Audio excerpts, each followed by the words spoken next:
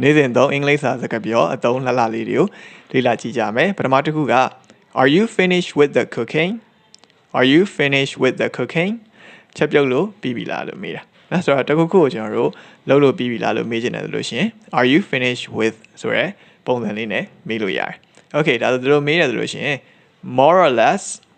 more or less okay အဲ့လိုပြန်ဖြေတယ်ပေါ့နော်အဲ့လိုပြန်ဖြေရလို့ရှင်ဒါဘာပြောချင်တာလဲဆိုရင်အနေနဲ့များတော့ပြီးပြီနော်အဲ့တော့အကုန်လုံးတော့ချက်လို့မပြီးသေးဘူးပြီးတဲ့ဟာလည်းပြီးသွားပြီ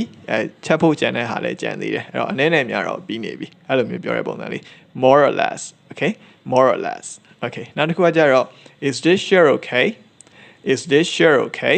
ဒီshirtရင်အဆင်ပြေလား okay ဒီလိုမျိုးမေးရတယ်လို့ရှင်ပြန်ဖြေတဲ့လူက it'll do အဲ့လိုဖြေရပေါ့အဲ့ဒါဘာပြောရလဲဆိုရင်အဆင်ပြေလို့ပြောတာနော်အဲ့တော့ it's okay နဲ့အဓိပ္ပာယ်ချင်းတူတူပဲနော်နောက်တစ်ခုကကြတော့ why didn't you tell me sooner ငါ့ဘာလို့ဆိုမပြောရလဲ okay ဒါမျိုးပြောလို့ရှိရင်don't get me wrong okay ငါ့တို့မျိုးတော့မထင်ပါနဲ့နော် I don't want you to worry ငါမင်းကိုမစိုးရိမ်သေးခြင်းလို့ပါနော်အဲ့ဒါမျိုးလေးပြောလို့ရတယ်ပေါ့နော်နောက်တစ်ခုကကြတော့ I thought you knew it okay ငါမင်းသိတယ်ထင်လို့နော်ဆိုတော့ဒါမျိုးလေး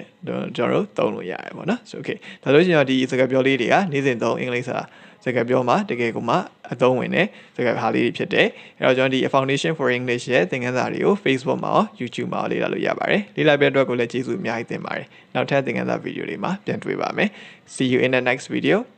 Goodbye